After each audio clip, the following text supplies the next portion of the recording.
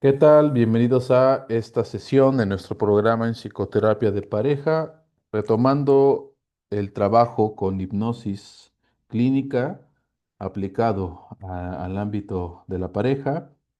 Vamos a retomar la idea del trabajo con el síntoma.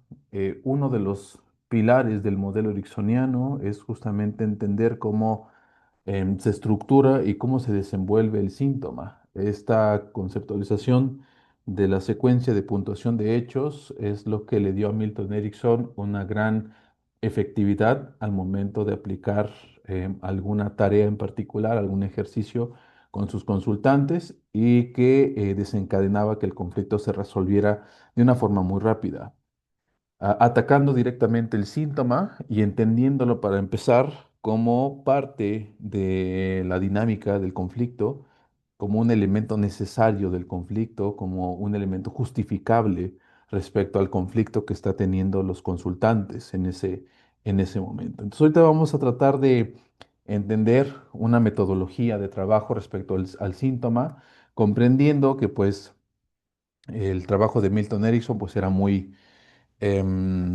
¿cómo llamarlo? Muy propio de él, pero vamos a tratar de acoplarlo a una metodología. Los teóricos de Milton Erickson es lo que han hecho a lo largo de sus obras, tratar de desarrollar metodologías con base al trabajo ericksoniano, y es lo que también vamos a tratar de realizar en este momento respecto a nuestros modelos, ¿sale? Aquí en el instituto.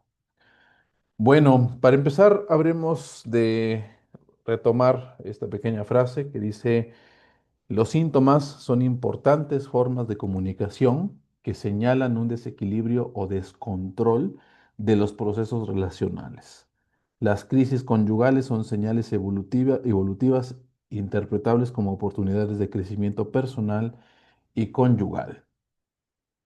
El síntoma, en este caso manifestado como un conflicto en la pareja, cumple la función de ser dos cosas. Primero, una oportunidad de crecimiento respecto a la pareja para poder mejorar patrones, para poder resolver incomodidades, conflictos que no se habían resuelto hasta ese momento.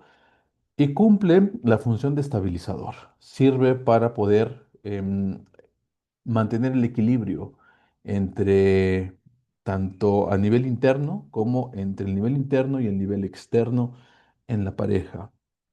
Es decir, de repente la pareja tiene roces, pero no la comunican. De repente las parejas en su vida cotidiana hay cosas, hay conductas del otro que le provocan incomodidad y no se expresan. Y eso se va acumulando hasta que llega a esta conceptualización muy común, que es la gota que derramó el vaso, así le llaman, y que es cuando aparece ya el estallido, ¿no? La detonación del conflicto. Justamente el síntoma entonces cumple la función de ser un estabilizador y de ser una gran oportunidad para poder mejorar la relación, porque al momento de tener ese conflicto, las parejas pueden decir, no, pues vamos a hablar a ver qué está pasando. Y entonces cuando se comunican, fíjate que no me ha gustado cómo me has estado tratando, cómo me has estado hablando, cómo te has estado comportando en algún aspecto de nuestra vida en familia o de pareja. Entonces me gustaría que mejoraras esa parte. Y el otro dice, pues sí, va, estoy consciente de eso, pero también me gustaría que tú fueras de esta forma y de esta otra forma, ¿no? Entonces, si la pareja tiene buenos recursos internos para resolver conflictos, tiene buenos recursos para poder comunicarse, el problema se resuelve por su propia cuenta y ese síntoma sirve para poder resolver el conflicto. Pero si la pareja le hace falta recursos comunicacionales, introspectivos, relacionales, entonces es cuando el conflicto no se resuelve y escala. Cuando ya hay las triangulaciones que ya hemos visto anteriormente, en el afán de poder resolver el conflicto, van y le preguntan a las mamás, a los papás, qué podrían hacer, y entonces generan una estrategia muy adecuada al criterio de estas personas, de estas triangulaciones, lo aplica la pareja y no lo resuelven. Y entonces el conflicto comienza a escalar cada vez más, porque no tienen los recursos internos como pareja para poder resolverlo. ¿Sí? Y entonces es justamente cuando aparece o cuando es pertinente la psicoterapia de pareja, ¿no? Cuando ya los consultantes no tienen posibilidad de poder integrar o de aplicar estrategias de resolución del conflicto y necesitan de una guía para poder desarrollarlo y resolverlo. ¿Sale? Pero entonces el síntoma es una buena oportunidad de crecimiento si se tienen los conocimientos, si se tienen los recursos necesarios. Y recursos también estamos hablando, ya lo hemos visto anteriormente, recursos también estamos hablando de recursos económicos también, ¿sí? Porque pues una psicoterapia, una buena psicoterapia, pues involucra un cierto gasto, ¿sí? Cada 15 días, incluso dependiendo si es un modelo más cerrado tal vez, o más práctico incluso, ¿no? Es una sesión cada semana y algunos modelos más flexibles, pues cada 2 semanas, ¿no? Entonces, requiere ese recurso también, ¿sale? Pero por supuesto también requiere recursos propios de los estilos de crianza y de la propia dinámica de la pareja, ¿sale?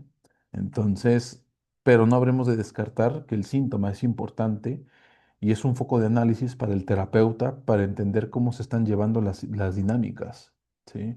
Si el conflicto es a nivel sexual, si el conflicto es a nivel interaccional, si el conflicto está a nivel sistémico a partir de triangulaciones, entonces habremos de analizar detalladamente el síntoma, ¿sale?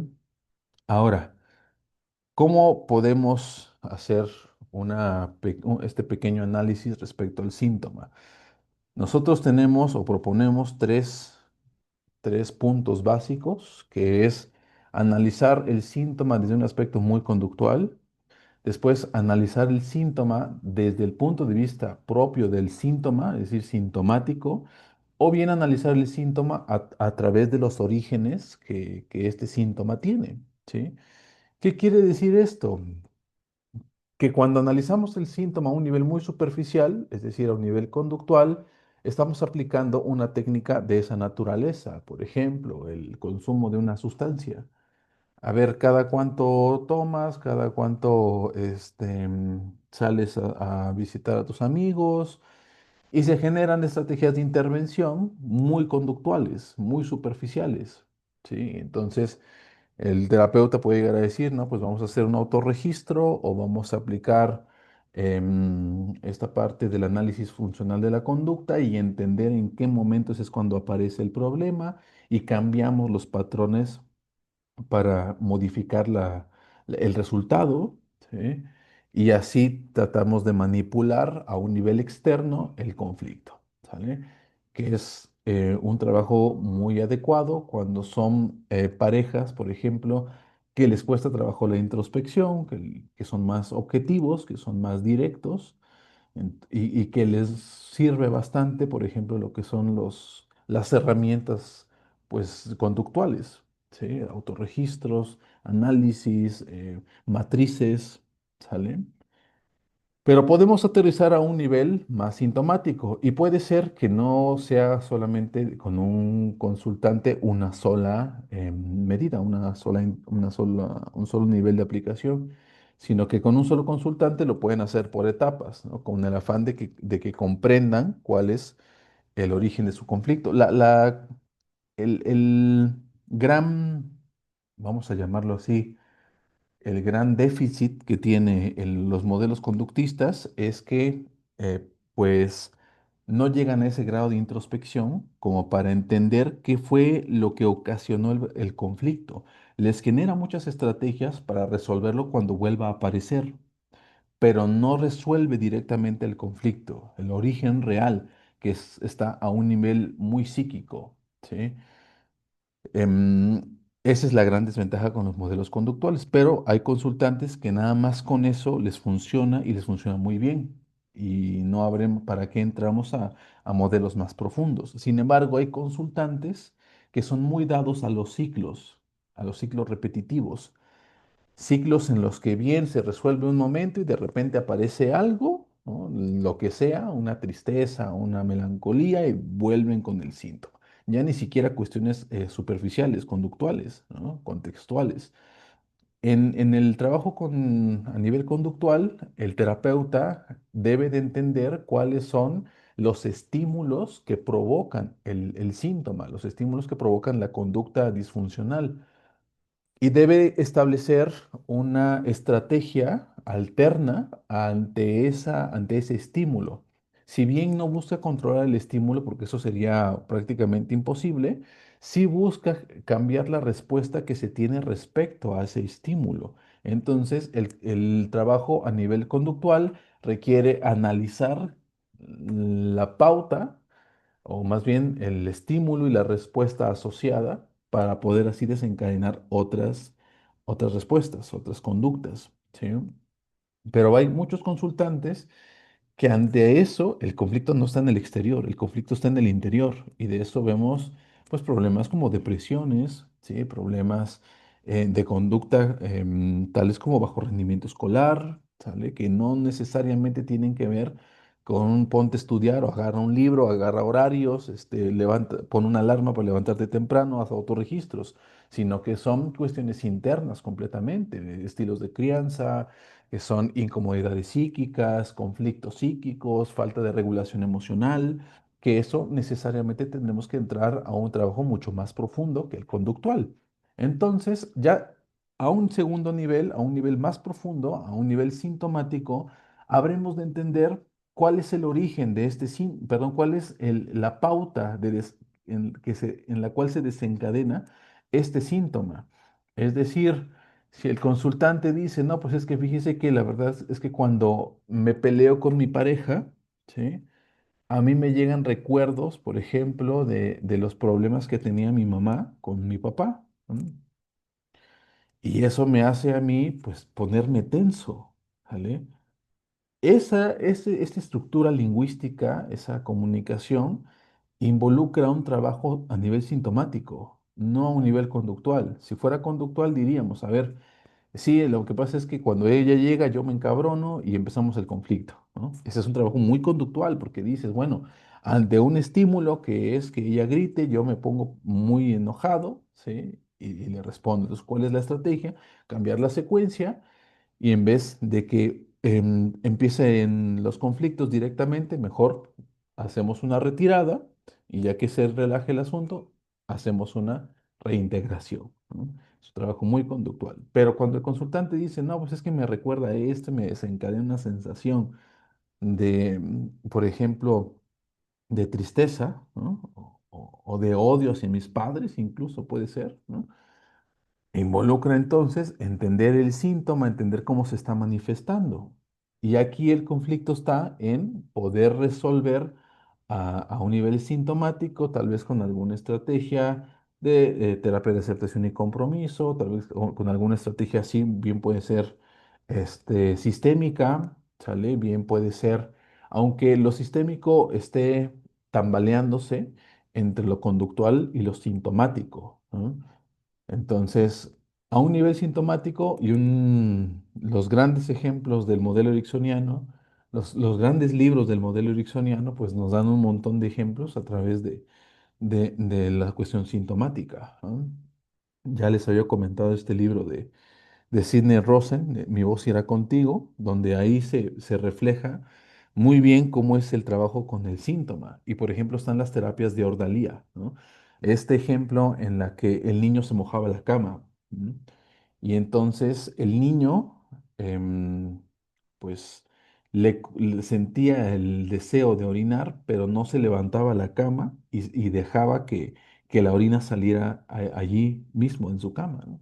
Entonces lo que hizo Milton Erickson es que le dijo a la mamá, le dijo, mire, usted va a dormir y va a dejar la regadera con una pequeña goterita, ¿no? Y va a poner una cubeta ahí. Entonces, conforme va pasando la noche, pues el niño iba escuchando, ¿no? El sonido de la gotera, el sonido del agua en la cubeta, ahí en el baño. De tal manera que se levanta el niño y va y se dirige al baño y hace pipí ahí en la taza, ¿no? Y te preguntas, bueno, ¿y cómo lo hizo? Pareciera magia, ¿no? Pero en realidad no, en realidad está trabajando sobre el síntoma. Le está diciendo, mira, sí, no quiero eliminarte el síntoma, lo que quiero es que modifiques la pauta por la cual se representa ese síntoma. Entonces le estaba diciendo inconscientemente a la mente que el agua, que la gotera de agua, en este caso es una representación de la orina, va en el baño. Entonces, conforme iba escuchando, y lo pueden analizar también desde el punto de vista es sensorial, ¿eh? O sea, estamos escuchando la gotera y decimos, a ver si quiero levantarme, entonces voy al baño y ahí es donde echo el agua, ¿no? También a un nivel sensorial se puede explicar, a un nivel intrapsíquico inconsciente también se puede explicar, en la cual se le dice a la mente del niño, mira, el agua va en el baño, así que levántate y haz pipí donde corresponde, ¿no? Entonces, es una terapia de ordalía en la cual pues, se trabaja sobre el síntoma. No se trata de eliminar el síntoma. Un conductista hubiera dicho, no, pues a ver, vamos a hacer una economía de fichas, vamos a hacer, ¿cómo se llama esta? Una, una que es específica para enuresis. Bueno, ya lo buscarán más adelante. Creo que tenemos ahí un documento de eso. Si lo tengo, se los comparto, ¿no? Una estrategia conductista que el nombre no lo recuerdo, pero bueno, este, entonces, pues es una cuestión muy simbólica, es una cuestión muy sintomática, el trabajo ericksoniano, y hace que la respuesta o que el conflicto se resuelva de una forma muy rápida y de una forma que pues, hasta pareciera pues magia, ¿no? Entonces, ese es el trabajo a nivel sintomático. Entonces, para revisar más ejemplos, va a estar este texto o realmente cualquier otro texto. También hay otros textos muy bonitos de otros autores. Por ejemplo, también está este libro de terapia sexual, terapia sexual con hipnosis, creo que se llama. El autor es Daniel Araoz, también es un bonito texto. También hay otro que se llama Cinco modelos en terapia ericksoniana. Esa ya es una recopilación de cuatro, me parece, cuatro autores, entre ellos Betty Alice Erickson, que es hija de Milton Erickson. Y hay otros tres autores que también en este momento no recuerdo puntualmente, pero también está ese texto, también es muy bonito. Los textos también de, de los de Carol, se me está escapando, de Carol y Stephen Langton también son buenos textos, ¿vale? Y todos son trabajos sobre el síntoma, todos son trabajos a nivel sintomático, ¿sale? Que sí llegan a combinarse con algunas estrategias conductuales porque realmente el trabajo de Milton Erickson está muy ligado al modelo conductista porque pues él estuvo trabajando con Clark L. Hull, ¿no? Entonces, que es uno de los máximos representantes del modelo conductista. Entonces, también está cargado de eso, ¿no? La ventaja y lo maravilloso del modelo ericksoniano es que pues, se combina con cualquier otro modelo realmente. Sí, se complementa perfectamente con todos los demás modelos, incluyendo modelo gestáltico, el modelo humanista, ¿sí? Y cualquier enfoque puede trabajar complementariamente con el modelo ericksoniano, ¿sale? Y ya entrando a niveles más profundos, a los orígenes, aquí el modelo por excelencia, pues es el psicoanálisis, ¿vale? Recordemos lo que ya les he comentado, el psicoanálisis no es un modelo psicoterapéutico, es un modelo de análisis en el cual analizando puede que llegue a resolverse el conflicto, puede que llegue a resolverse el meollo del asunto, ¿sí? Pero el objetivo no es resolver el conflicto, el objetivo del psicoanálisis es analizar. Por eso es un modelo que no es para todo mundo, ¿sí? Bien, lo puede aplicar cualquiera, eso es un hecho, ¿no? Pero no es para todo mundo en relación de que no va a resolver ciertas cosas muy puntuales. Por ejemplo, un bajo rendimiento escolar sería una metodología impertinente en un bajo rendimiento escolar mandar con un psicoanalista. ¿Sí? Porque se supone que lo que quieres es resolverlo de una forma muy rápida, porque si no el chico reprueba, ¿sí? Entonces, hay modelos específicos para situaciones en específicos, ¿sí? Que pueden ser variados, pero hay unos que no entran, no encajan porque sería una metodología impertinente, ¿sí? Entonces, ya el psicoanálisis tiene el objetivo de que el individuo se siente ahí se acueste ahí en el diván o se siente dependiendo del modelo del tipo de psicoanálisis que trabaje el terapeuta, y empiece a analizarse a él mismo. El terapeuta, el psicoanalista en ese caso, es solamente una guía. que sirve para ir haciendo ciertas preguntas específicas y que el consultante vaya generando sus propias conclusiones, sus propias introspecciones. Y para ello es necesario tener pues un nivel adecuado de introspección, ¿sí? Si tenemos una persona que le cuesta trabajo entrar en sí mismo, no lo vamos a poner a psicoanalizar. O bien sí podría ser con el objetivo de desarrollar pues esa forma de introspección. Pero si queremos resolver algo muy puntual, algo muy conductual, pues tenemos que trabajar a nivel superficial. Si queremos trabajar algo que no se ha resuelto y que seguimos en parámetros cíclicos a lo largo de nuestra vida, pues vamos a un nivel sintomático. Si queremos trabajar algo a nivel interaccional con otras personas, un nivel sistémico, habremos de aterrizar. ¿Sí? Entonces, de ahí la importancia de que el terapeuta conozca distintos modelos, sepa de distintos modelos. Aunque tenga una estrategia base, aunque tenga un modelo base, es importante que conozca de otros modelos para que no se quede limitado y por eficiencia de recursos en relación al consultante. ¿Sí? Por eficiencia de recursos. No lo vean por ustedes, sino por el consultante. El consultante tiene recursos limitados, tiene tiempo limitado, tiene dinero limitado, tiene tolerancia a la frustración limitada. Entonces, si te encajas mucho tiempo en un solo modelo, vas a desgastar al consultante, ¿sí? Entonces, por un parámetro de ética, es importante tener conocimientos amplios en los distintos modelos, ¿sí? Si bien para que no apliques, por lo menos para que refieras cuando es necesario, ¿sí? Ok. Bueno, aquí les pongo un caso clínico, una pareja, se les ha colocado el nombre de Toledo y Guanajuato. ¿Sale? Eran personas muy distintas, pero también con intereses muy particulares, de una gran cultura. Pero el motivo de la consulta en particular era la fatiga de pareja y las riñas continuas que tenía. Aquí en el caso del trabajo terapéutico se centró a tres niveles, ¿sí? Primero, a nivel conductual, una reestructuración de ideas, ¿sale? Nuevas formas de discusión, es decir, a un nivel muy, muy superficial, comunicación, qué tipo de comunicación están entablando. Ya hemos revisado la cuestión de la negociación, eso es un trabajo muy superficial, a nivel muy conductual. Entonces, eso se trabaja para que aprendan a discutir de una forma más tranquila, más pausada, pero a un nivel sintomático se trabajó en relación a que redirigieron la riña hacia un objeto particular. Y esa estrategia la pueden ustedes desarrollar también. Por ejemplo, si me acuerdo que esta pareja, uno de las formas en que se desenvolvía el síntoma era que si había una persona presente y entablaban un conflicto, tenían una riña, esa riña disminuía, no escalaba de tensión a diferencia de cuando estaban ellos solos. Entonces se les dejó una estrategia en la cual se compraran una estatua de esas de resina y la colocaran ahí en una parte de la habitación, no de la habitación, sino de la casa, cualquier sala. Entonces, cuando quisieran discutir, se fueran directamente a un lado donde estaba esa estatua e imaginaran que era una segunda persona, que era una tercera persona o una segunda entidad, como ustedes la quieran ver.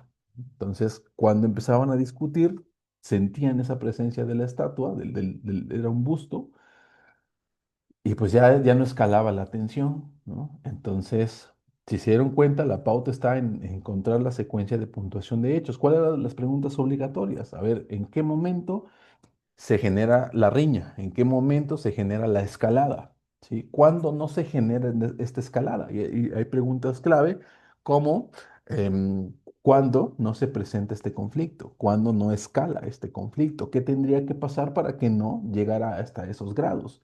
Entonces ya los propios consultantes dicen, no, pues lo que encontramos es que cuando está alguien más, no escalamos la tensión y tratamos de relajarnos un poco. Entonces, bueno, la tarea se centró en eso, que cuando estuvieran solos, entre comillas, no estuvieran solos, sino que tomaran la idea de que había otra entidad, otra tercera persona, ¿no? Entre comillas, para que no escalara la tensión.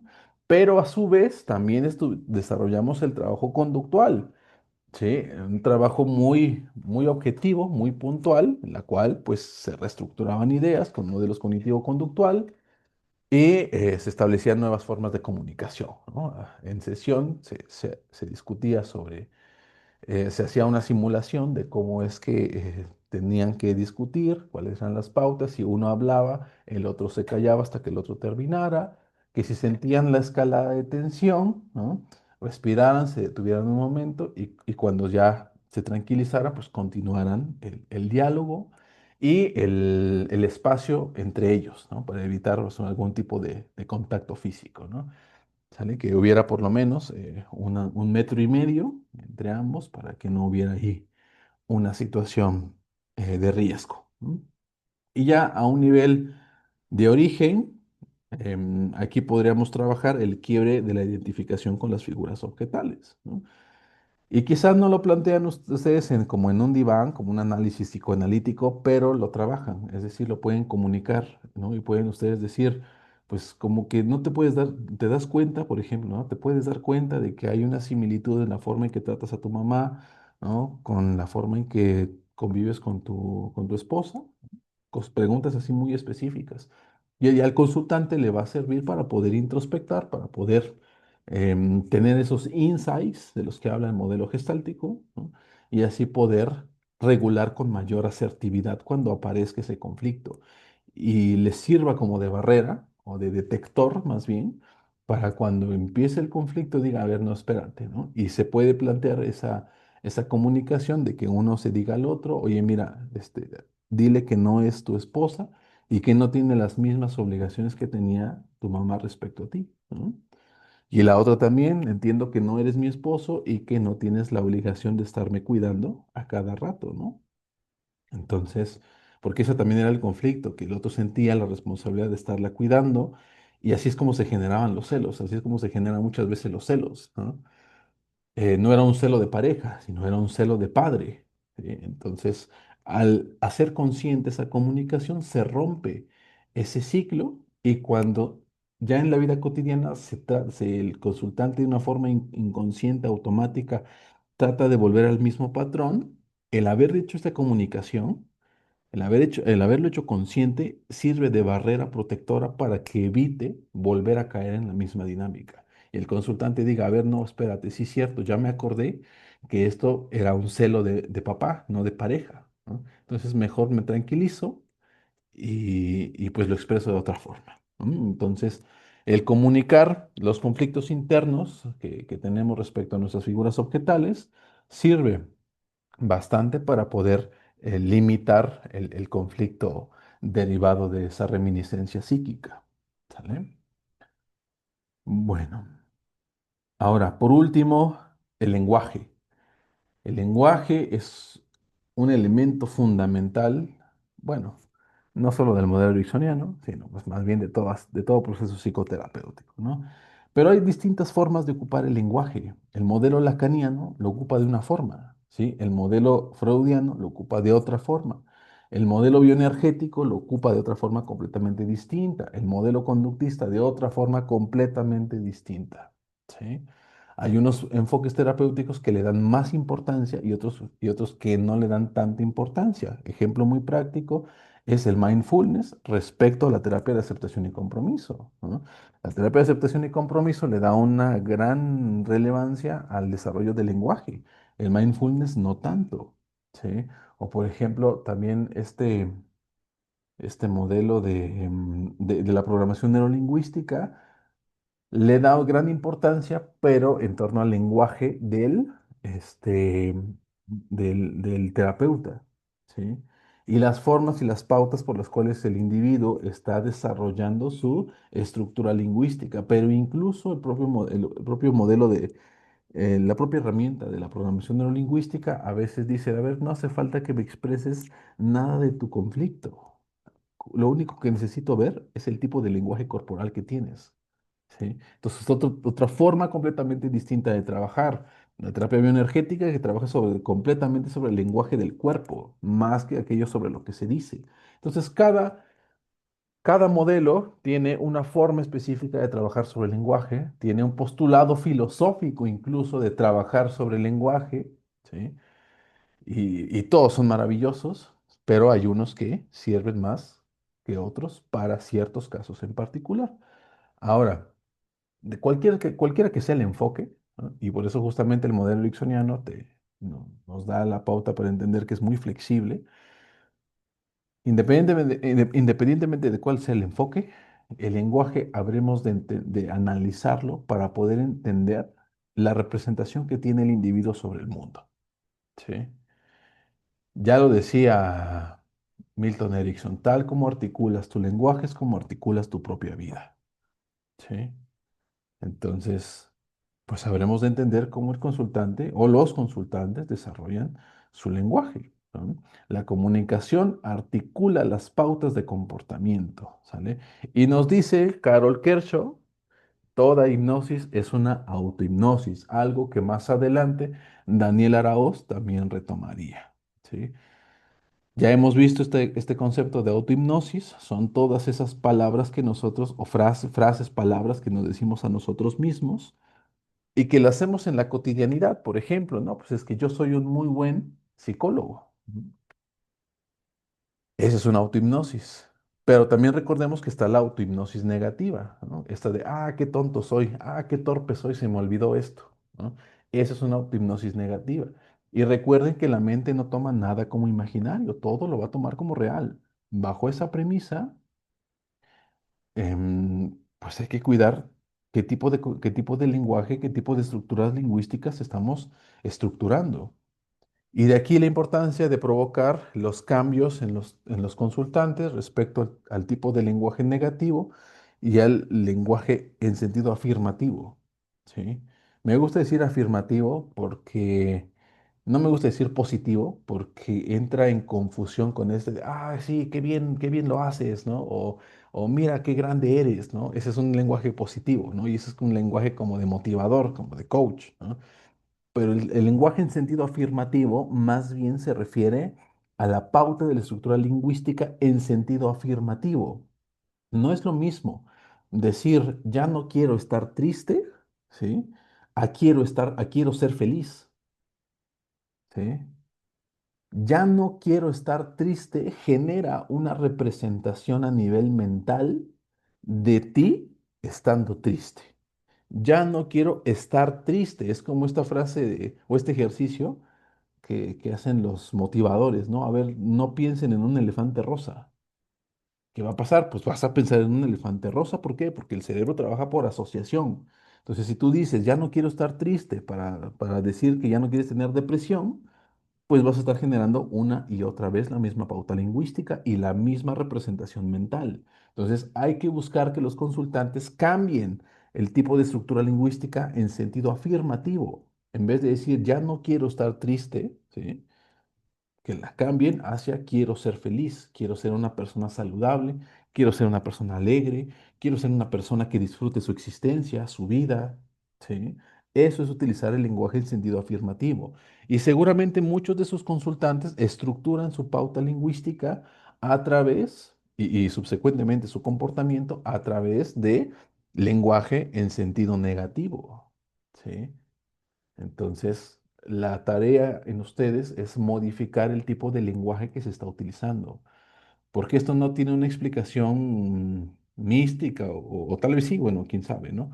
Pero lo estamos entendiendo aquí a niveles lingüísticos y la lingüística tiene un fundamento completamente neurobiológico. Tenemos dos áreas especializadas en lenguaje a nivel cerebral, que es el área de Broca y el área de Wernicke. Entonces, aprendamos a utilizar el lenguaje de una forma mucho más funcional, ¿sale? Y analicen qué tipo de discurso está teniendo su consultante. Aquí les dejo algunos ejemplos de autohipnosis negativa. Eres un inútil en pareja, ¿no? Cuando la pareja se mete elementos de autohipnosis negativa, tenemos frases como estas, ¿no? Eres un inútil, mira cómo estás de gorda, cerdo, borracho, mujeriego, y recordemos lo que justamente nos dice la sociología y los modelos sistémicos. Si nosotros estamos evocando constantemente ese tipo de comunicaciones hacia el otro va a empezar a tomar la asignación. Si le decimos cerdo, cerdo, cerdo, cerdo, cerdo, cerdo, va a empezar a tomar el papel, ¿sí? se va a autoasignar ese papel y va a empezar a tomar pautas de comportamiento en ese sentido. Borracho, mujeriego, gordo, gorda, tonto, ¿sí? Tú siempre eres así, tú siempre eres así es una frase bien peligrosa. ¿Por qué? Muy sencillo, porque no da pauta al cambio. Si tú le dices a alguien, oye, tú siempre eres así, estás dándole la autoasignación que no va a poder cambiar. Entonces, si escuchan en sus consultantes eso, apliquen la del modelo racional emotivo. ¿En serio siempre es así? ¿No? Háganle la pregunta. ¿Hay algunos momentos en los que no sea de esta forma? No, pues sí, cuando está feliz, ¿no? Bueno, entonces no siempre es así. Entonces sí puede tener un cambio. ¿Qué es lo que necesita? Pues estar más feliz siempre. Pues ahí está la estrategia, está el objetivo, ¿no? Tal vez para ellos sea un objetivo, ¿no? Pero a un nivel más técnico, pues hay que moldear ese objetivo, ¿no? Bueno, no sé por qué estoy contigo, es que mi ex, ¿no? Esas personas que tienen, ya lo hemos visto anteriormente, que tienen idealizados a sus exparejas, porque no llegaron a la fase de desidealización. No hay día que no hagas tonterías, igual limita el cambio, pues no sé qué haces conmigo si no eres feliz, no puedes hacer nada bien, ¿sale? Ahí están las autohipnosis negativas. Entonces, cuando ustedes detecten en sus consultantes ese tipo de discursos, cámbienselos, háganselos conscientes, debatan esas estructuras lingüísticas y cámbienlas en sentido afirmativo, ¿sale? Bueno. Y aquí hay un pequeño ejercicio que resulta bastante funcional en sus consultantes, de hacerles la pregunta, ¿quiénes quieren ser? ¿No? Le dicen a la esposa, ¿usted quién quiere ser? Y al esposo, ¿usted quién quiere ser? Y la pareja puede decir dentro de la pareja o en lo general. Denle la oportunidad de elegir lo que se les antoje. Bien, dentro de la pareja, a ver, no, pues quiero ser un hombre romántico. ¿No? No, pues quiero ser una mujer más ligera, ¿no? No en peso, sino o más fluida. Me gusta más la palabra fluida, ¿no? Más fluida. ¿Ok? Bueno, pues ahí está. Ahí está el objetivo. O bien en lo general, no, pues quiero ser el mejor ingeniero de todo Oaxaca, ¿no? De todo México. También es válido. ¿Por qué? Porque sirve de análisis para entender los objetivos que tiene cada quien, ¿no? Y la mujer, ¿no? Pues es que quiero ser la mejor escritora del mundo. Pues también, por supuesto, que es un buen objetivo, ¿sale? Todos los objetivos son alcanzables mientras tengan, perdón, todos los objetivos son buenos mientras tengan estas características de los objetivos SMART. No sé si los han revisado anteriormente o en algún momento, los objetivos SMART. Los objetivos SMART es un acrónimo, SMART es un acrónico de Specific, Measurable, Available, R es Smart, es Reachable, y la T es de Time, Smart. ¿Qué significa? Pues que sean específicos, que sean medibles, que sean alcanzables, que sean disponibles y que tenga un tiempo específico, ¿vale? Ahí les dejo de tarea revisar esto de los objetivos SMART porque pues es una pequeña metodología que sirve para decirles o para ayudar a los consultantes a establecer objetivos mucho más funcionales, ¿sale? Si tiene esas características, las características SMART, es que es un buen objetivo, ¿sale?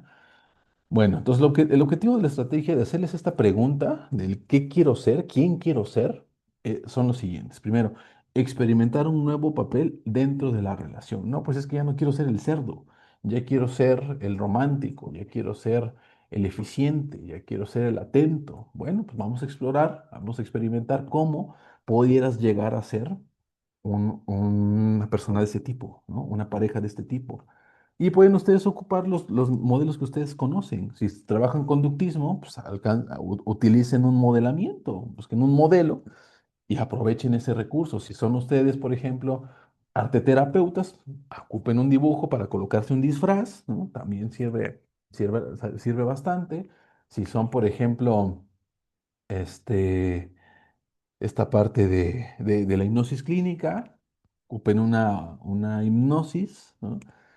Y ahí en estado de trance hagan el desenvolvimiento de ese nuevo papel, ¿no? Entonces, si son humanistas, hagan un psicodrama, ¿vale? Hagan una simulación y hagan que el consultante pues empiece a actuar como de esa forma, ¿sí? Entonces, bien se puede adaptar todo lo que estamos revisando a cada uno de sus modelos, ¿vale?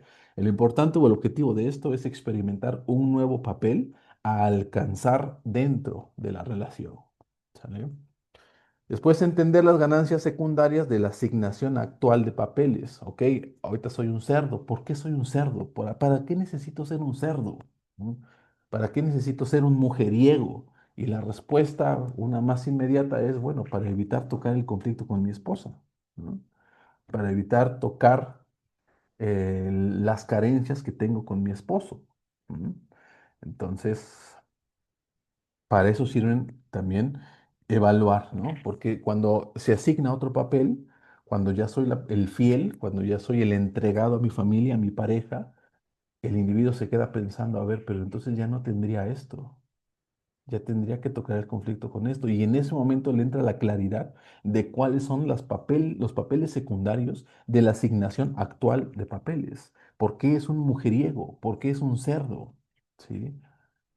Al serlo, al no serlo, perdón, al no serlo, ya no tendría esto otro. Y entonces ahí está el objetivo terapéutico, limpiar esas ganancias secundarias en torno a la asignación de papeles actuales.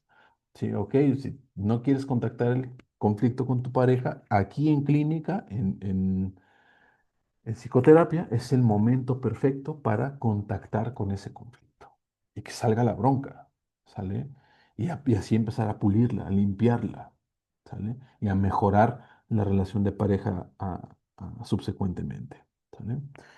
Y por último, comenzar a generar estrategias de reorganización conyugal, ¿ok?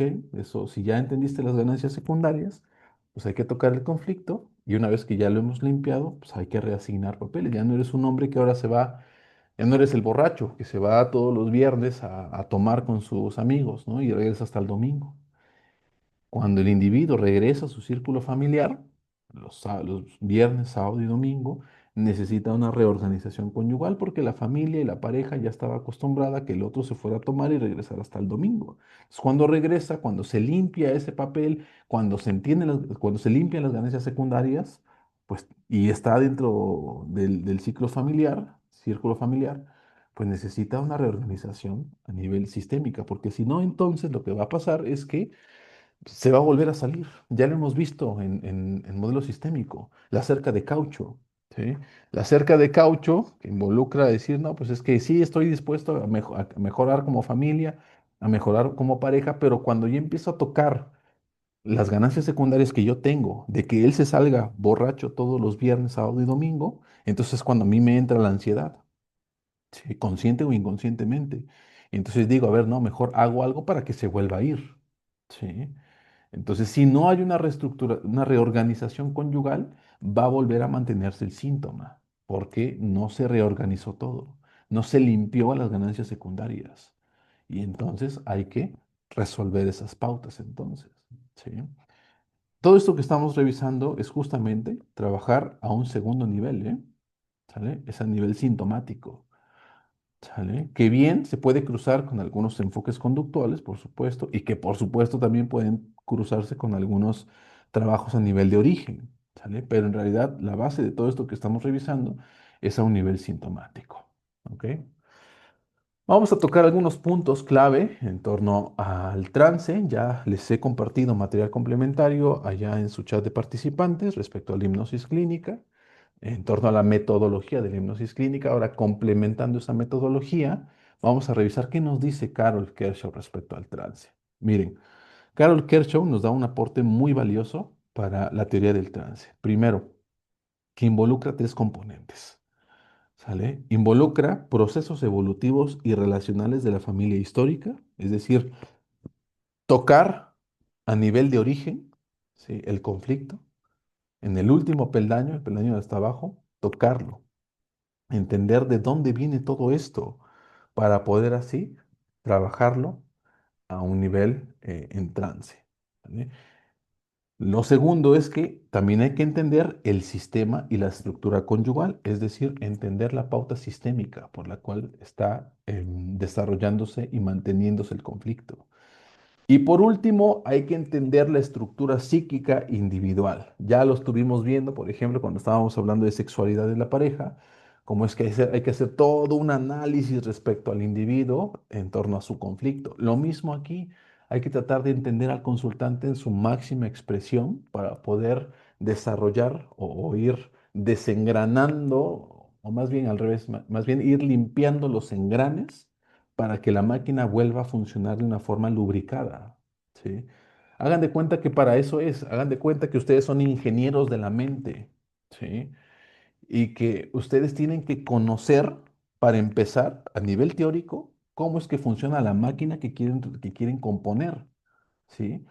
Si ustedes dicen, a ver, me voy a focalizar y me voy a subespecializar en engranes de tipo B, ¿no? Esos son los grandotes, ¿no? Engranes de tipo B y me subespecializo, ¿no? Y ya entrando a resolver la máquina, dices, ay, a ver, espérate, no, aquí ya vi que tiene otros engranes de tipo A. Y sí tiene engranes de tipo B, pero también tiene otros engranes verticales y otros engranes diagonales o no sé qué otro tipo de engranes exista, ¿no? Entonces tienes dos opciones: volver a la academia, ¿no? Volver a revisar textos, revisar y tratar de resolver, pero vas a perder un montón de tiempo, ¿sí? O bien moldear y complementar lo que ya conoces respecto al engrane B y tratar de aterrizarlo a los demás engranes, ¿sale? Eso no es sencillo. Es necesario tener un conocimiento lo más amplio posible de cada uno de los engranes, de cada una de las estructuras que involucra esa maquinaria en particular, ¿sale? Entonces, bajo esa premisa, el terapeuta tendrá que ir verificando engrane por engrane, a ver en dónde está trabado. Tal vez algunos de ellos están bien lubricados, pero otros tal vez no.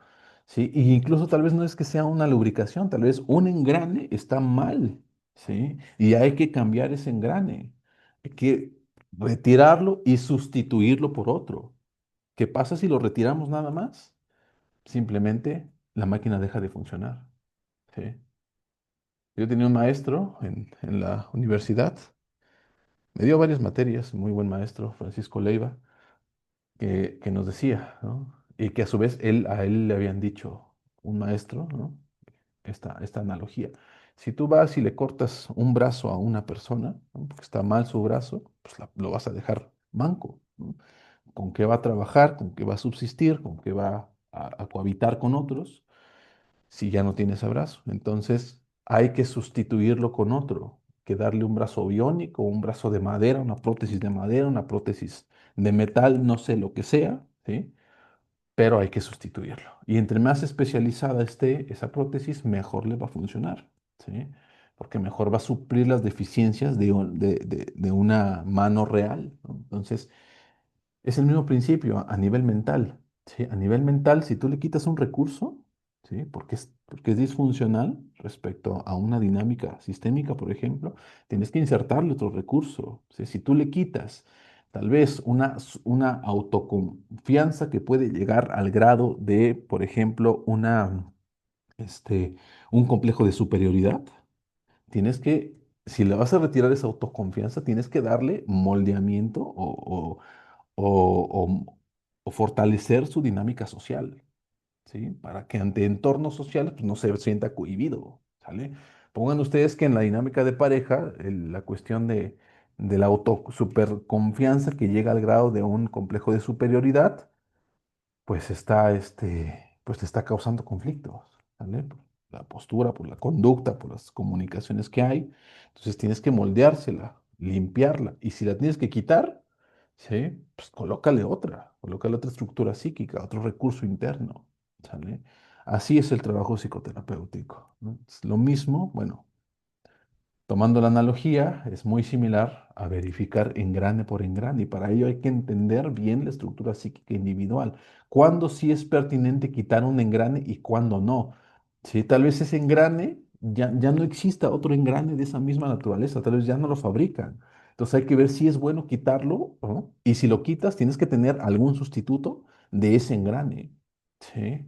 Tomando esa analogía, entonces hay que ir desmenuzando la mente del consultante para poder entenderlo en su máxima expresión. Y práctica y teoría son fundamentales. Una no puede existir sin la otra, ¿sale? A veces llegamos a pensar, y muchos teóricos así lo plantean, ¿no? Jung tiene una frase muy común, ¿no? Puedes tener todas las teorías habidas y por haber, pero recuerda que ante el proceso psicoterapéutico, recuerda que es solamente una mente humana con otra mente humana, ¿no? Digo, no descarta la teoría, ¿no? Pero se puede llegar a entender que la práctica es más que suficiente, pero no, hay que meternos a lo más profundo de la teoría para poder desarrollar propias técnicas, porque si no tienen teoría, a veces algo con lo que hemos coincidido aquí en el instituto, si no tienen teoría, están atenidos a replicar técnicas, a estarlas replicando, a aprender, entrar a cursos y aprender técnicas. ¿Para qué quieren aprender técnicas? Si pueden entender de dónde surge esa teoría y crear sus propias técnicas y así aplicar lo que Milton Erickson llamaba la terapia cortada a la medida, ¿no? Que bueno, es un concepto más que nada de Jeffrey Psych, ¿no? Pero es con base al modelo ericksoniano, la terapia cortada a la medida, ¿no? Hay que entender la estructura psíquica individual, el sistema y las estructuras conyugales y los procesos evolutivos para poder crear una terapia cortada a la medida, ¿no? Ese es el fundamento que Carol Kershaw nos está entregando en este momento, ¿vale? Ahora, implica una disociación de la mente consciente respecto de la mente inconsciente. Está hablando aquí del trance hipnótico. El trance hipnótico implica crear una disociación de la mente consciente respecto a la mente inconsciente. ¿Sale? Ok. La hipnosis entonces lo podemos analizar desde tres perspectivas. Primero, fenoménica, transaccional y después formal procesal.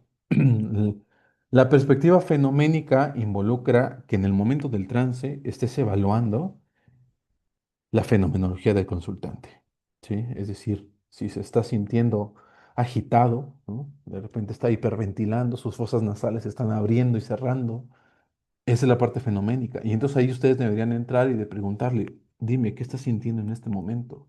Cuando tú vas en todo tu discurso, en tu imaginación guiada, y le dices, ahora visualiza a tu mamá, y el consultante empieza a sentir empieza a manifestar esos fenómenos, hiperventilación, intranquilidad, sudoración incluso, pregúntale, ¿qué está pasando? ¿Qué está sintiendo en este momento? No, pues es que estoy sintiendo como que estoy un poco intranquilo, me siento tenso. Cuéntame, ¿qué está pasando? No, pues estoy viendo a mi mamá y la extraño, pero también tengo una ambivalencia respecto a ella porque fue muy dura en su crianza. Y entonces ahí viene todo el discurso, ahí viene el entender la mente individual del consultante. Y así pueden ir moldeando todo el proceso de trance de acuerdo a lo que va sintiendo el consultante para ir moldeando, ¿vale? Para ir limpiando, ¿sale? Y así poder entender la subjetividad del consultante y subsecuentemente limpiar ese, ese evento. ¿Sale? Después lo transaccional, y esto se refiere a la forma en la cual tú, como terapeuta, interactúas con el consultante. Si estás sintiendo tú mismo, te estás sintiendo tenso, ¿sí? Hácelo saber. Estoy un poco tenso ahorita, no sé por qué, pero cuando me estás expresando esto, me siento así, ¿no? ¿Por qué crees que sea? Le preguntas. Y el consultante te puede decir, pues sí, yo también me siento así, ¿no? De esto saben muy bien los modelos humanistas, ¿no? Utilizar la empatía para poder aprovecharla en el proceso terapéutico, ¿sí? Y preguntar y cuestionar y aclarar algo que ambas partes están sintiendo, ¿sí? Eso a un nivel profundo, pero también es la forma en la que te llevas con el consultante, ¿sí? Algo que el psicoanálisis llamó en su momento la transferencia, ¿sí? La transferencia fuera del modelo psicoanalítico no es mala, no es disfuncional, al contrario, no dicen los modelos humanistas, al contrario, la puedes aprovechar para entender mejor a tu consultante y para poder jalarlo con mayor confianza hacia la recuperación, ¿no? Entonces, no le tengan miedo a la transferencia, ¿vale? Siempre que ustedes sean éticos y que sepan controlar esa transferencia. ¿Qué es una conducta no ética?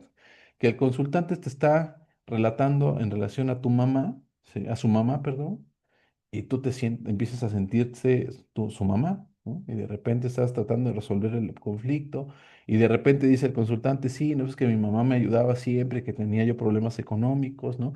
Y en 2 sesiones después, el consultante te refiere y te dice, no, pues es que no tengo cómo alimentar a mi familia y no sé cómo le hago, ¿no? Y tú saques de tu dinero y le des dinero, ¿no? Eso ya no es controlar la transferencia, eso ya es engancharte y vincularte con el consultante. Y eso ni es una postura ética ni es una metodología correcta, ¿vale? Entonces, no le tengan miedo a la transferencia, pero sepan controlarla. ¿Ok? Bueno. Y lo formal procesal que se refiere a la metodología. Yo les he compartido allá en el chat de participantes un, este, una clase, una grabación en relación a la metodología de la hipnosis clínica. Entonces, ahí hay una metodología, pero así como yo les he compartido esa metodología, así Arnoldo Telles tiene otra metodología, así Ruperto Charles tiene otra metodología allá en el norte, Nuevo León, así Armando Quiroz tiene otra metodología allá en Guerrero, así Chema Velázquez tiene otra metodología allá en Puebla. ¿Vale? Allá Eric Greenleaf tiene otra metodología allá en Nueva York, creo que está, ¿no? Entonces, cada quien va a tener una metodología en específico y lo importante de esto es nutrirse de esas metodologías, entender cuál de ellas te funciona mejor, cuál de ellas te complementa o que sea una pequeña parte te ayuda a complementarlo. Por ejemplo, yo en lo particular he desarrollado mi propia metodología con base a planteamientos de Arnoldo Telles, del propio Milton Erickson, de los grandes de la hipnosis que es Jeffrey Zeig, pero también de algunos colegas como por ejemplo Chema Velázquez, Teresa Robles. Teresa Robles se ha ocupado, por ejemplo, la parte de las palabras de protección, saludablemente, protegidamente, los gerundios, ¿sale? La cuestión de tu aquí y tu ahora.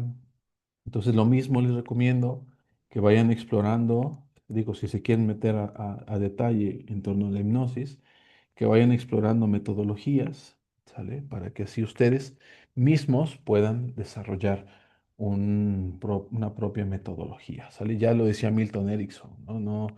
De hecho, Milton Erickson no desarrolló nunca un modelo ericksoniano, sino fueron sus seguidores posteriores que trataron de hacer metodologías respecto al trabajo ericksoniano. Porque Milton Erickson decía eso, cada terapeuta tiene que tener su propio enfoque, su propia metodología, sea el enfoque que sea, pero tiene que tener su propia forma de trabajo. ¿Sale? Entonces lo mismo es para ustedes, ¿no? Y creo que es a lo que aspira cualquier terapeuta, tener una propia metodología con una base específica y con influencias específicas, pero a final de cuentas su propia metodología. Es a lo que creo que es el fin último del gran terapeuta que pueden llegar a ser ustedes. ¿No? Bueno. Ya hemos hablado de la decepción de la pareja en torno a la hipnosis clínica, también la pueden ustedes introducir. El proceso de crisis, nos dice Jean Halemer, se introduce a través de la decepción experimentada por el sujeto frente a una falla atribuida al objeto. Esto ya lo hemos revisado en sesiones anteriores, cómo el individuo llega a generar ciertas pautas para poder evitar evitar sí, la desidealización del objeto. ¿Sí? Cuando llega a una situación que lo va a romper ese ideal del por cual yo elegí a mi pareja, pues hago algo para que mi pareja no se salga de ese estándar. ¿Sí?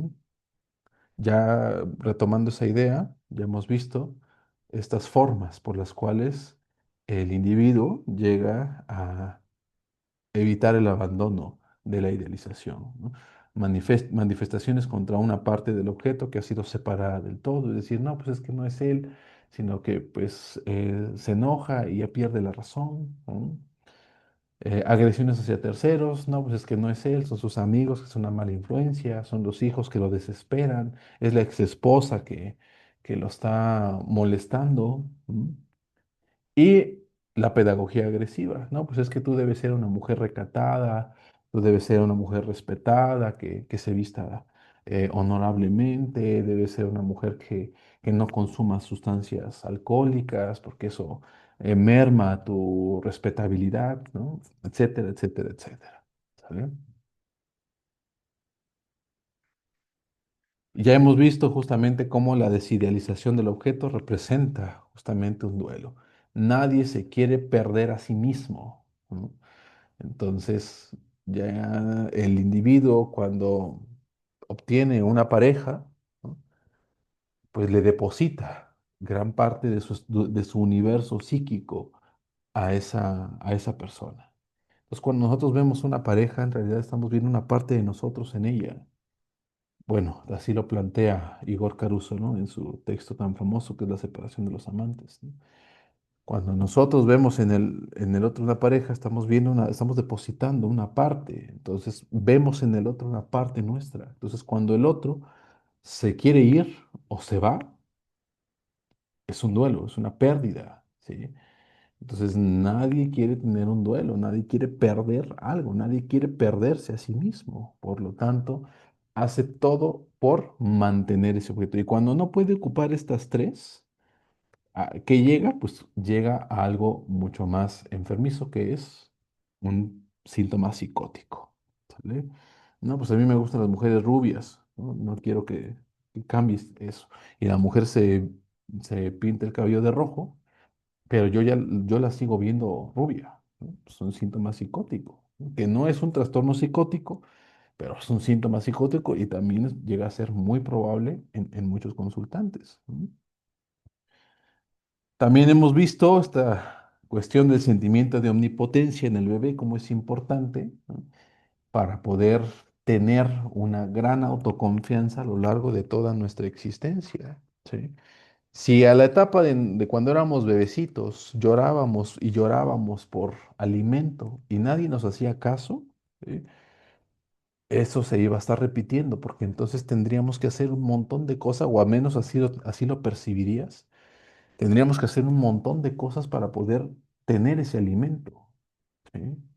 Entonces, ¿cómo este sentimiento de omnipotencia en el bebé resulta un pilar fundamental para el establecimiento de una relación de pareja? Porque cuando este sentimiento de omnipotencia aparece en el bebé, no tiene que estar haciendo cosas externas, cosas, em, ¿cómo se le podría decir? De una forma que genere cansancio, ¿sabe? Así que es la palabra adecuada. No tendríamos que estar haciendo un montón de cosas que generen cansancio, incluyendo los propios celos. Si han platicado con consultantes que tienen este problema complejo de celos, pueden escuchar un discurso de cansancio. Ya los consultantes están hartos de eso, pero no pueden salir de esa dinámica de celos. Y es que justamente en sus primeras infancias, cuando eran bebecitos principalmente, pues tenían que hacer un montón de cosas para poder llamar a la mamá y que su mamá les diera su pecho, ¿no? Que los alimentara.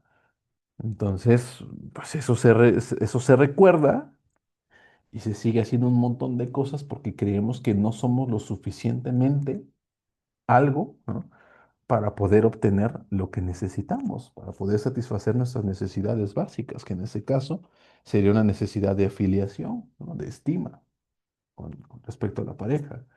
Entonces, y de aquí tenemos también otro problema muy común, que es el estar dando y dando a la pareja en el afán de que no se vaya. Y así tenemos relaciones muy superficiales que se basan principalmente en el dar, ¿sí? Más que en la reciprocidad. Cuando ustedes tengan un consultante que les llega y dice, no, pues es que yo lo doy todo y no recibo nada, el conflicto está en el sentimiento de omnipotencia en el bebé.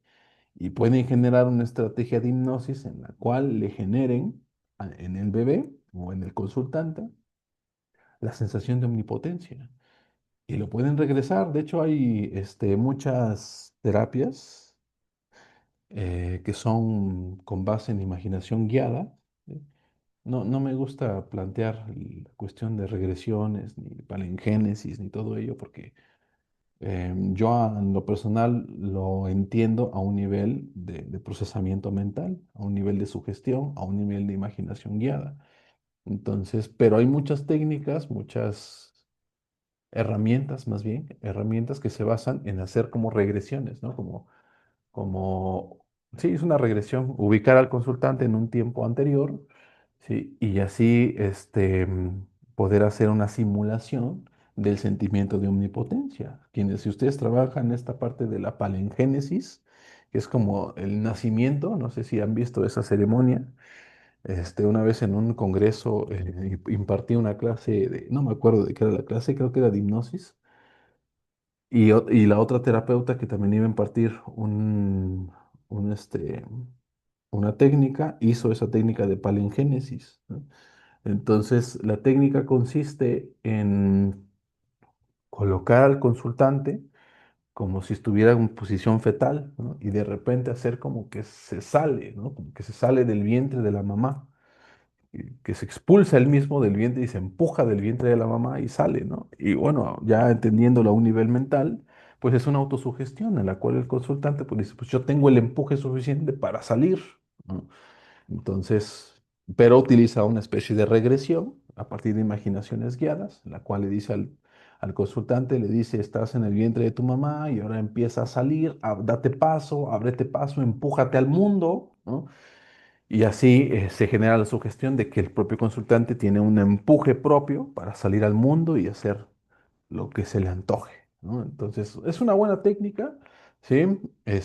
Comprendiéndola a un nivel mental, a un nivel de procesamiento cognitivo, me parece una buena técnica. Igual y tal vez no hagan la simulación, pero tal vez hagan una imaginación guiada, ¿no? Y en relación a este sentimiento de omnipotencia para poder liberar, ¿no? Todas estas tensiones de estar dando y dando y no recibir algo a cambio, ¿no? Por esta sensación de que tenemos que darlo todo para poder recibir algo, ¿no? Entonces, como le llaman ahorita comúnmente las migajas, ¿no? Algo así. Entonces, pues así pueden trabajar esa parte con hipnosis clínica, ¿sale? Y seguramente les va a ayudar. Ahora, respecto a la cuestión sistémica, también habremos de recordar esta relación en torno a la diferenciación de los miembros de la pareja, ¿vale? Recordemos que toda pareja son tres entidades. Hablando de parejas heterosexuales, es la esposa, el esposo, ¿sí? Y la propia conformación de la pareja. Son tres entidades completamente distintas, cada uno con su propia metodología, con sus propias conductas, con sus propios gustos, hobbies, actividades, amistades, es muy importante, ¿sí? Porque habla de relaciones sociales, vínculos sociales. Recordemos que tenemos tres tipos de redes sociales: primarias, secundarias, terciarias. Las amistades están en la primaria o en la secundaria, y es importante mantener esas redes, ¿sí? Sobre todo las mujeres. Y digo sobre todo las mujeres porque estadísticamente son las mujeres las que reciben más cantidad de violencia familiar, ¿no? Violencia en la pareja. Entonces, mujeres nunca se repriman esa tendencia a las amistades. Nunca, nunca de los nunca. Y no es una cuestión de filosofía personal, no, es una cuestión de metodología y de autopreservación. El victimario lo que hace es, primero, buscar personas que están aisladas. Y si la persona no está aislada y si la víctima no está aislada, la aísla, ¿sí? Entonces, mujeres nunca repriman la tendencia a hacer amistades, porque si no, estarán colocándose en un papel de víctima muy importante, ¿vale? Y muy notorio. Entonces, hay que mantener las redes sociales si la pareja evita que tengas amistades, como dice la frase común actualmente, pues ahí no es, ¿vale? Entonces, o si es ahí, pues exígele terapia, que tomen terapia y que resuelvan ese conflicto, para que así ya no se pongan en riesgo ustedes mismas, ¿sale? Bueno, entonces recordemos que tenemos tres entidades. Cada entidad tiene sus propias preferencias. Mujer tiene sus preferencias, el hombre tiene sus preferencias, la pareja tiene sus preferencias. Y si la pareja no tiene, ya sea que no tiene actividades en común, la tarea que ustedes habrán de dejar es fortalecer las actividades en común. Si por el contrario tienen muchas actividades en común, pero no tienen actividades por su propia cuenta, su tarea es desarrollar actividades por su propia cuenta. Son tres entidades bien claras y bien establecidas los que se tienen que visualizar en una relación de pareja. El hombre, la mujer y la propia relación de pareja. Si no están bien separadas y están fusionadas, su tarea es diferenciarlas. Ya lo hemos visto en torno al modelo sistémico. Cuando los miembros de la pareja están bien diferenciados, entonces la pareja va bien. Cuando los miembros de la familia están bien diferenciados, entonces todos los miembros de la familia están bien. ¿Sí? Tienen su propia posibilidad de generar sus propios intereses. ¿Sale? Entonces, diferencienlos bien. ¿Sale? Para que así no haya riesgos de una simbiosis que les impida la separación cuando sea necesaria, ¿sí? ¿Sale? Y también recordemos la bisexualidad humana, ¿sale? Hay unas corrientes que dicen que el hombre y la mujer nacen sin, sin, sin género, ¿no? Yo lo pongo en duda, yo lo pongo en duda porque, bueno, pues hay una carga ahí genética muy, muy fuerte, ¿no?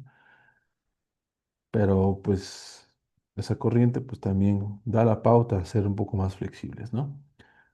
No lo estamos tomando en ese sentido acá, sino más bien lo estamos tomando en el sentido de la integración de la pareja. Cuando el hombre limita su parte femenina, su parte animus, como lo llamaba Carl Jung, ¿se acuerdan? Carl Jung tenía estas dos conceptualizaciones, ¿no? Respecto a los arquetipos en torno al hombre y a la mujer. El hombre era el ánima y la mujer era el animus, ¿no? Entonces, cuando un hombre era muy femenino, tenía una gran carga de animus, ¿no? Cuando la mujer era muy masculina, tenía una gran carga de ánima. Lo normal es que el hombre tuviera una gran carga de ánima y la mujer una gran carga de ánimos, ¿no? Pero pues así trataba de dar una diferenciación respecto a sus arquetipos, ¿no? Pero bueno, vamos a poner en la misma dinámica, ¿sale? Cuando el hombre limita su parte de animus, su parte femenina, y la reprime y dice, no, de aquí yo no soy porque pues, si no soy mujer, ¿no? Está perdiendo una gran oportunidad de poder establecer una integración con su pareja, mujer. Sí, porque la pareja mujer tiene actividades propias, tiene actividades que prefiere, que le gustan, como por ejemplo salir a comprar ropa, tal vez ver películas románticas, ¿no? Si el hombre dice, no, pues yo no veo películas románticas porque pues, no soy mujer, ¿no? Porque yo soy macho y necesito ver puro balazo y bomba, ¿no? Pues está perdiendo una gran oportunidad de entender el mundo de su pareja, de entender el mundo de su mujer. No es que te vuelvas, y así lo voy a plantear, discúlpeme si es una ofensa, no es que te vuelvas gay, no es que te vuelvas homosexual, sino más bien es que logres entender la perspectiva y el funcionamiento psíquico de tu pareja, de tu mujer. ¿Sí? Para que así puedas entender qué es lo que le gusta y así puedas disfrutar en alguna medida del disfrute de ella, ¿sale? Y lo mismo en relación a la mujer. Si la mujer dice, ay, no, qué asco el fútbol, ¿no? Eso es de machos, ¿no? Está perdiendo una gran oportunidad de poder entender la perspectiva de vida, la perspectiva del mundo de su esposo, ¿sí? Y cuando ambos se den cuenta de que pueden integrarse a actividades del otro, ¿no? Que tengan la flexibilidad, se van a dar cuenta que pueden generar una nueva interacción. Cuando la pareja ya está aburrida, ¿sí? Porque son muy monótonos, están en lo mismo y no solamente en parámetros sexuales, que es lo que habíamos visto en torno a la sensualidad parafílica, ¿vale? No solamente en ese sentido, sino en la cotidianidad, cuando ya están tan ensimismados en una rutina bien específica, ¿sí? Aprovechen la bisexualidad humana, aprovechenla y estimulen ciertas actividades de mujer, ¿sí? Sin entrar en estereotipos, sino actividades en lo general, en lo particular, perdón, que le guste a la mujer en cuestión de esa pareja, ¿sí? Y actividades que a ese hombre en esa pareja le guste, ¿sale? Para que así ambos, entrando al mundo del otro, puedan tener una perspectiva y empezar a tener nuevas interacciones. Y puede ser incluso que hasta se puede, pues, mejorar su propia dinámica sexual, ¿no? Entonces, aprovechen la bisexualidad humana para que así puedan ustedes generar otro tipo de interacciones, otro tipo de intereses en torno a la pareja en lo cotidiano. Y para la cuestión de la sexualidad en específico, pues ya retomen las ideas que estuvimos revisando en el modelo de parafilias, ¿no? En torno a la sensualidad parafílica. ¿Sale? Bueno, derivado de todo esto, les voy a proponer otra metodología, otra más. ¿Sale? Y es igual una escalerita. ¿Sale? Me gustan mucho las escaleritas porque es una forma muy sencilla, ¿no? De ir como entendiendo la secuencia, ¿sale?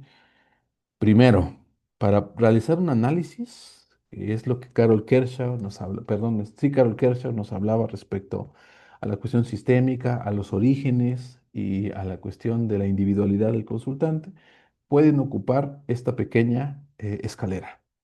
Primero, aterrizar a los antecedentes personales en la infancia. Y aquí nos podemos ir directamente a las relaciones de objeto, cómo te llevabas con tu mamá, cómo fue tus primeros años de vida con tus papás, mamá, papá en particular, ¿sale? Después subimos un peldaño más y vamos a los antecedentes familiares de la infancia. Y aquí entendemos la integración sistémica inicial, ¿sí? En la familia de origen, para después evaluar las interacciones sistémicas actuales, ¿sí? Y esto nos va a dar la pauta para poder entender las diferencias entre el origen y la actualidad. Y así poder evaluar qué recursos tiene en cada uno de estos elementos que tal vez no está ocupando actualmente. Seguramente cuando tenía, cuando vivía con su familia de origen, tal vez tenían un viernes de juegos de mesa, ¿no? Y en sus interacciones sistémicas actuales se está dando cuenta que les hace falta establecer reglas, ¿no? Mejorar la forma de entender las reglas a nivel general, hijos, sobre todo con adolescentes. Entonces, ¿qué es lo que hacen? ¿Qué es lo que hacen? Ustedes utilizan un recurso que tuvieron en la primera integración sistémica de origen, que es con con los padres o cuidadores primarios, y la traen a su integración sistémica actual. Y ese mismo recurso de, a ver, tú tenías tus viernes de juegos de mesa, pues la tarea con tu sistema actual es implementar tus viernes de juegos de mesa, ¿sí? Y si se dan dando cuenta, es algo que ya conoce el consultante, pero que lo va a integrar a su sistema actual y le va a ayudar a mejorar algo en particular que creía él que no tenía un recurso. Uno de los fundamentos ericksonianos es que el consultante tiene los recursos necesarios para resolver su conflicto, ¿eh? De todos, absolutamente de todos los conflictos que tenga, el consultante tiene estrategias para poder resolver su problema. Solamente que no son conscientes esas estrategias, o que las tiene adormecidas, o que no sabe que las sabe, ¿sí? Lo único que hay que hacer entonces es clarificarlas, moldearlas, modificarlas, integrarlas, o simplemente hacerlas consciente. ¿Mm? Bueno. Entonces, entendemos esas dos pautas interaccionales sistémicas. Después subimos un peldaño más y vamos a las manifestaciones del problema, al síntoma en particular, cómo se manifiesta ese síntoma, es decir, la secuencia de puntuación de hechos. Y después vamos a las redes de apoyo, a ver qué redes de apoyo tienen. Y por último, a las actividades lúdicas, a los intereses y a las escapatorias que tienen como pareja. ¿Vale? Se van dando cuenta, vamos generando una pequeña escalerita en las cuales nosotros vamos evaluando. En cada una de estos peldaños, vamos a sacar una hipótesis respecto al conflicto que tiene el consultante o los consultantes. ¿Sí? Es decir, voy evaluando a nivel de antecedentes personales de la infancia y me di cuenta que no, sí, tuvo esta sensación de omnipotencia. Pongamos que el caso clínico es que el consultante le cuesta trabajo que da mucho y no recibe, ¿sale? Es lo que estábamos trabajando. Y ustedes dicen, vamos a evaluar a ver de dónde surge este conflicto. Y van con el primer peldaño, antecedentes personales de la infancia. Evalúan relaciones objetales y dicen, a ver, si tal vez este conflicto se debió a que no se generó este sentimiento de omnipotencia cuando era bebé, porque no lo alimentaban bien, ¿no? Evalúas, preguntas y dices, a ver, le dejas la tarea de que investigue con su mamá. Llega a consulta y dice, no, pues es que mi mamá dice que pues, siempre estuvo conmigo, que pues, siempre me alimentaba, que a veces ni siquiera lloraba y ya me estaba alimentando, ¿no? Y entonces, ¿qué haces? Niegas la hipótesis. Toda clínica, y siempre lo he dicho así, toda clínica es investigación. Entonces, todo diagnóstico es una hipótesis, ¿sale?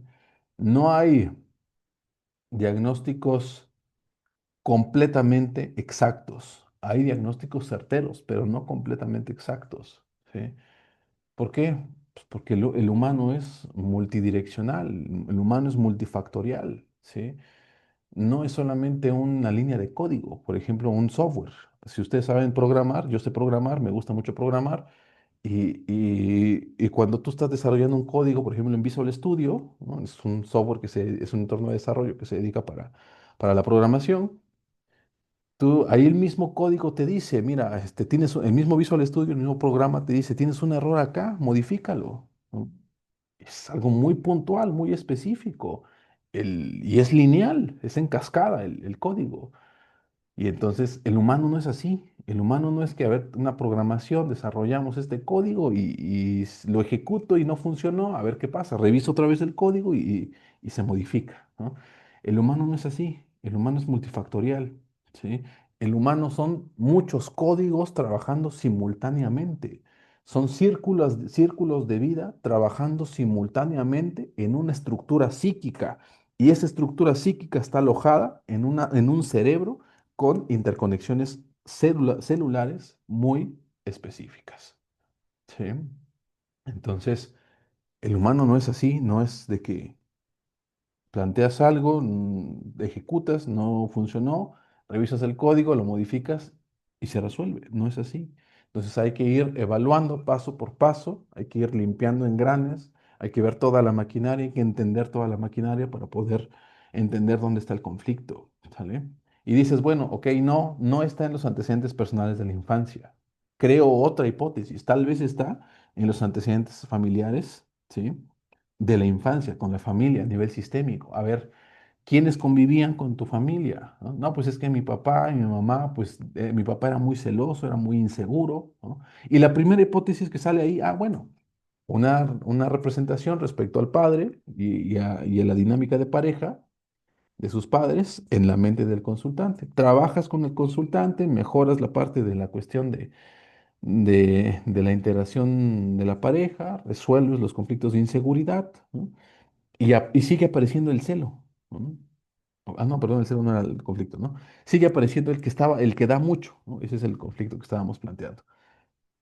Sigue dando mucho, ¿no? Y no recibe nada.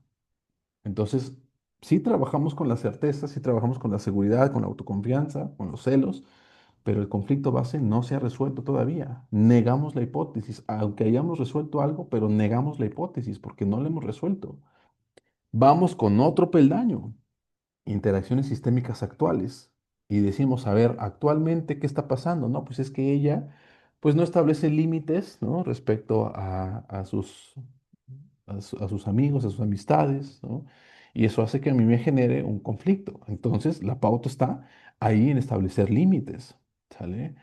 No es limitar la amistad, como les dije hace un momento, no, es sino que la amistad no cruce ciertos límites, como por ejemplo las nalgadas, ¿no? Una nalgada de una amistad es algo completamente impertinente y sobre todo si tienes una pareja sentimental, ¿no?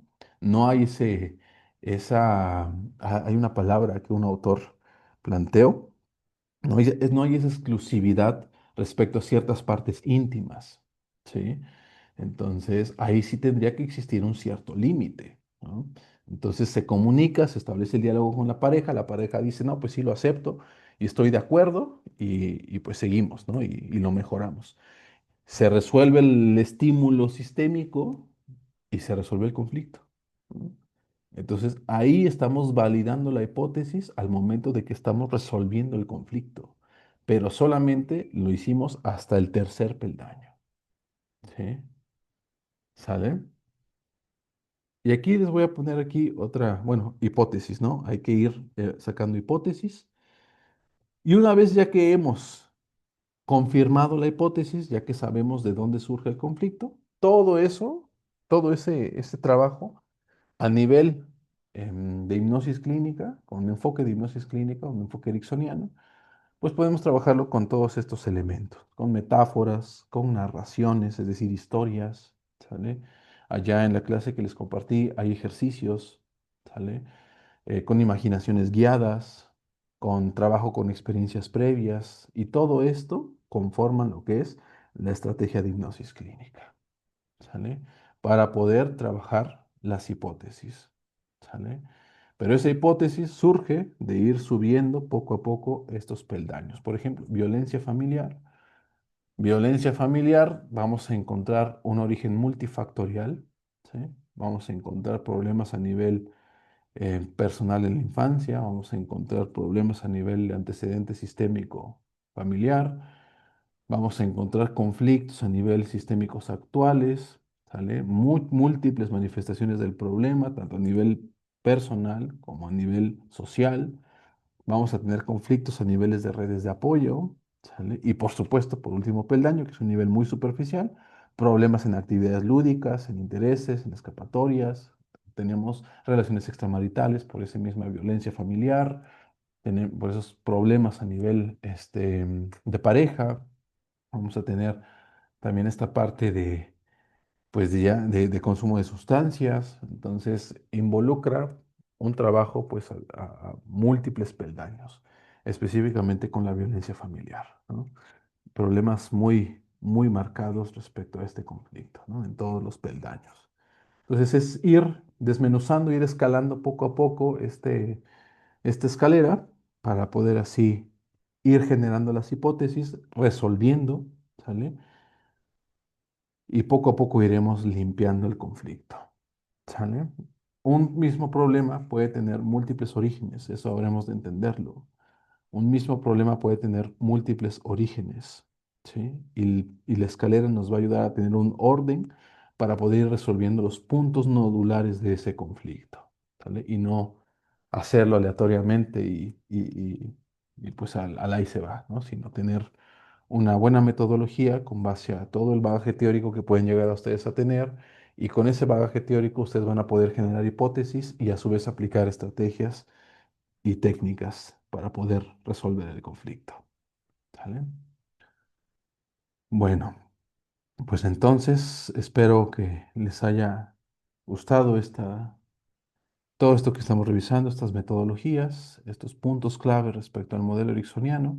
Revisen el material complementario que se les compartió para que puedan profundizar todavía más.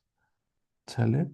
Y pues hasta aquí voy a detener esta clase ya para comentarios finales o preguntas que tengan.